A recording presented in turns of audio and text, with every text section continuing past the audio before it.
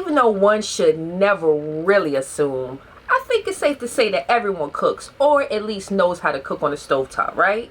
And if you don't, embarrassing. Now with that in mind, I want to take a look at the 4 burners theory regarding work-life balance. Okay, let's take a moment to imagine the burners on the stovetop. The flames that dance on those burners are created by gas, right? Now you can use all the gas to crank one burner up to full capacity and create one giant flame, or you can choose to distribute that gas, allowing smaller amounts to go to each burner. Now each one of us has a certain amount of gas, or you can say energy, motivation, or time. And whether due to our daily choices or to our obligations, that gas is distributed to 4 different burners. Now the burners are health, work, relationships, and hobbies or creative endeavors. Now have you ever asked yourself, which burners do you turn up? Which ones do you turn down? Do you feel compelled to cranking one all the way up, or have you made the decision to turn one off completely? These are tough questions. Some experts say we can't be a master at something unless you turn one or more burners off, and some say you need to find an equal balance to achieve true happiness regardless of status. I'm here to tell you that whatever you do, just don't fall into the trap that the powers that be set up for you to think that you can't have the perfect balance and obtain happiness while crushing your goals. Now there are definitely some strong forces at work, and if you're anything like me, how you have your burners set up right now isn't probably even how you necessarily want them. Your work burner might be a bit too hot right now, or your health burner is totally off at the moment, so you haven't had time to exercise, or your sleep schedule is just way off. Whatever the cause of the imbalance is, trust me when I say there are some habits that you can adopt that'll fix any imbalance and set you up for success. Today, we're going to go through 3 major ones. Now, I really have 5 main habits, but 2 of them are pretty expected, and I'll be covering them in more depth in other videos. One is the separation between the workspace and where you relax. Now, I know most of us don't have mansions, and you may not be working with the big ass house where you can make multiple rooms into different areas, so I'll be making a video specifically on how to make the most out of the space that you do have to create the best separation between work and relaxation. Even if you live with someone else, or if you're living out of only one room, no worries. I got you. Remember, it's not what you have, it's how you make what you have work for you. Another is putting yourself on a schedule. Of course, you know that's your morning routines, when you exercise, meditate, go to bed, etc. Now, it's pretty common knowledge that routines are one of the best ways that you can have to set yourself up for success. However, a lot of us still haven't found the right one, so there are things that you can always add or subtract or tweak that can make all the difference in the world. That's a whole nother journey we can go into later, and if y'all want, I'll make more videos and live streams on that so we can explore different options and get your routines right. Now, the 3 that I want to concentrate on specifically in this video are things that there is no getting around. You need, no ifs, ands, or buts, need to do these things if you want to have a chance at the best work-life balance. Number 1, create obligations. Now, when you want to create balance, it's a good idea to get in the habit of setting up an obligation that encourages that balance. For example, I use a combination of 2 different obligations for recording my videos. See, I want to create a balance between ramping up my editing and production skills every time I make a video, as well as publishing videos on a regular basis. So I create the deadlines, but I also make myself improve at least one aspect with each video that I do. It could be my lighting, or my B-roll shots, or my editing. It could be anything. And whatever it is, I write it down and log it as part of the 1% rule.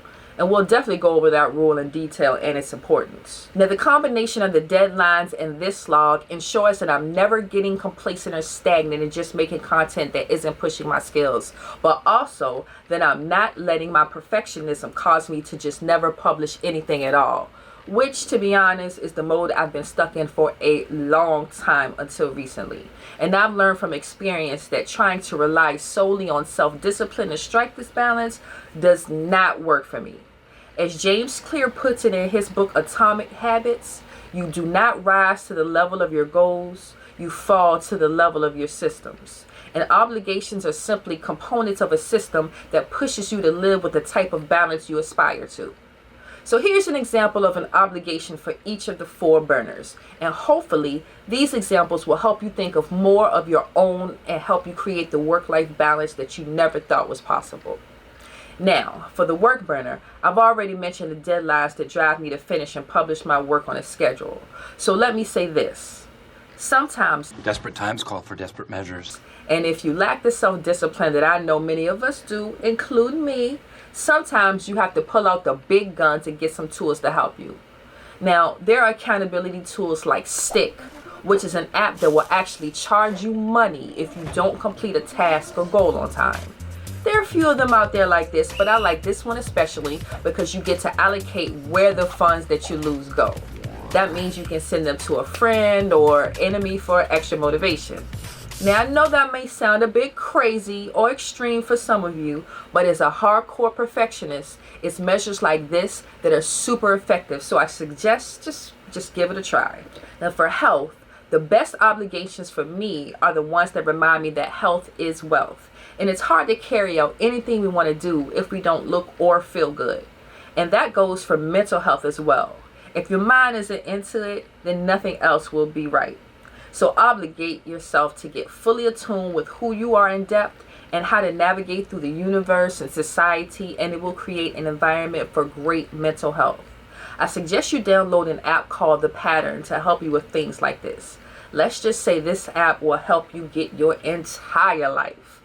You can thank me later. Now, there are also lots of fitness apps that you can download to help keep you on track and help you reach your fitness goals for money, or if you're competitive like me, for bragging rights when you compete with your friends or your family. I recently got a smart jump rope and I'm currently in a jump competition. Now I would like to actually start an accountability community with some of you all so that we can push each other and create that obligation together. So if you're interested, comment down below or DM me on social media and let's get to work.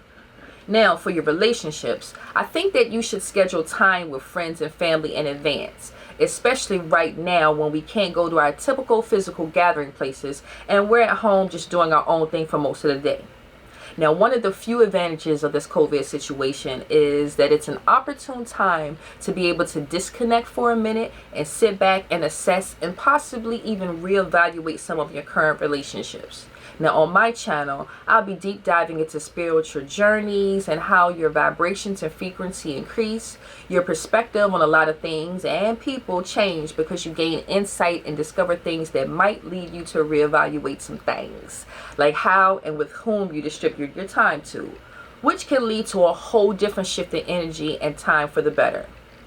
Also, weekly game night is another way to help with relationships during these times, and there are plenty of games that you can play remotely.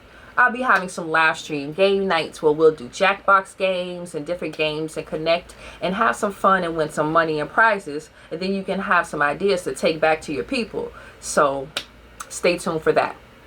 Now finally, you have your hobbies or creative endeavors like making music or art or just relaxing and playing video games or watching movies. Now, obligations can be a double-edged sword when it comes to hobbies because hobbies can turn into work. So my suggestion would be to apply strategic obligations to the other 3 burners first. And in most cases, you'll find that you're probably going to have space carved out for those hobbies naturally. But you can still schedule time for those as well, just as you schedule time with your friends. Now, even with well-structured obligations, I sometimes find that my work-life balance starts to tip way too far into the work territory. And when my burner starts to burn way too hot, I've noticed that it's often a result of me feeling a sort of pressure to be successful as quickly as possible. And if you feel the same pressure, it's worth asking yourself this question. Why are you in a hurry? What exactly is the rush? And what is causing the need to compress your timetable for success? It's useful to identify the external sources of pressure that push you to work harder. Now, sometimes these are legitimate, like deadlines imposed by work or a client, or trying to get out of debt. But I've noticed that a lot of the pressure sources in my own life aren't actually legitimate, they're just in the way. negativity for no reason. Let's be real with ourselves here. Sometimes it's jealousy, and you'll see one of your friends do something dope, and then you'll get this temporary feeling of inadequacy, which makes you feel like you have to push yourself to keep going. Tell the truth. Am I on to something at all? I'm guilty of this too, so don't feel bad. Other times, it's the dreaded FOMO. You know, the fear of missing out. Your phone and your computer screen show you so many different potential paths that you could go down, and they feed you this intoxicating combination of the highlight reels on social media that inspire you and the profiles of your friends that put pressure on you to keep up. Then the endless amount of tutorials that can teach you any and everything you want to learn. So it leaves you feeling like you can do anything. And since you can do anything, it actually feels like you're losing something when you pass up an opportunity. Finally, it's the incessant pressure to keep the metrics that measure your success going up. It's very easy to start linking your self-worth and satisfaction to some kind of external metric, be it either money or followers or subscribers or likes or whatever it is. And you're not just looking for this metric to go up. Nah, you want to see the change happen faster and faster and faster over time. There's a term for this. It's called acceleration addiction. Over time, the same increases just don't feel as meaningful as they used to because our brain lacks the ability to disregard our point of reference.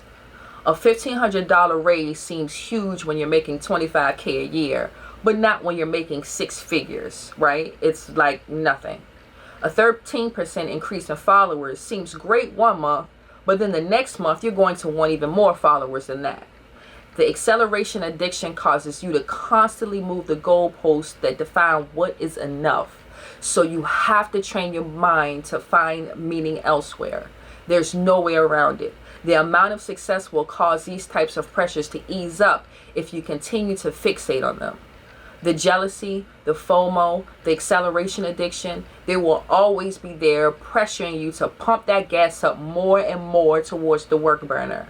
And on the flip side, there's hardly any natural sources of pressure that will push you to live a more balanced life and do the things that truly make you happy, which means that you have to create those pressures for yourself. And one great way to do this is to simply list out the things that truly make you happy. Which brings us to habit number 2. List out what you truly enjoy. Now, we all think about what makes us happy at times, but when is the last time that you actually wrote it down? I did this myself, and I came up with things like connecting with nature and the universe, doing things that push me creatively, uncovering things I never knew before, and being in optimal health. So make a list and post it somewhere where you can see it often, and get in the habit of looking at it and reminding yourself that what you see on that list is what matters and makes you happy, and not the pursuit of some external measure of success. Now, to a certain degree, living a balanced life means sacrificing the potential to become truly great at one thing, or at least to do so quickly. Those that become a master at their craft usually do so by turning down the heat on the other burners in their life. Their craft becomes their singular priority, dominating all of their time. And if you want to become great at your own craft as well, you'll more than likely have to start moving in the same direction. But it doesn't mean that you can't be strategic about it. Yes, an incredibly ambitious goal might require you to cut time spent on relationships or exercise, especially hobbies or relaxation. But there are more than likely other things that you can cut first. So look at how you spend your time and then try to identify the low value activities. You know what I'm talking about, right? That's time spent mindlessly scrolling through social media, binging shows that you don't care about, watching YouTube videos about things that don't matter for real, like celebrity gossip and what's going on in the entertainment industry. They should be the first things to go. In fact, if you want to go back to our stove metaphor, the time spent on these activities doesn't fit onto any of the burners at all. It's actually really counterproductive. So the less time you spend on these things, the more time you have for your goals without making cuts to any other aspect of your life, like health or relationships or even your hobbies. But if making cuts in those areas isn't enough, there's another way to preserve the time you spend in these areas while still accomplishing more. That brings us to habit number 3, working intensely. Now, when you work, make sure you work intensely and always with a purpose. You have to move quickly and with intention without letting a moment go to waste. Now, I know what you're thinking. It's pretty obvious, isn't it? And it is. You're right. You got me. But guess what? A lot of y'all still ain't doing it. You have to understand the value of time isn't determined solely by the amount of time itself, but also by the intensity and the strategic value and effort that you exert during it. So basically, you have to do whatever you have to do to remove any stagnation or inactivity from your work time. Move with purpose and move with a plan. Plan your work and work your plan. Do your best to figure out the best course of action as well as the best order of operations. One other way to be able to accomplish more with your work time is by improving your ability to solve problems. Trust me, if you need assistance with this, let me know, because there are tons of resources at our disposal to sharpen our problem solving skills in response to roadblocks. Because when you can pull information from various sources and combine ideas in your mind, you'll break through roadblocks in your work a lot faster and get to the results that you're looking for even quicker. And on that note, I'm out of here. I hope you enjoyed this video and have found something helpful in it that you can apply to help get your work-life balance back on track or finally on the right track, period. But remember, this is only the beginning of the journey, the first step to securing a new balanced and prosperous life. So hit that like button and subscribe and take this journey with your girl. I'll show you how to get right. Until next time, all blessings flow.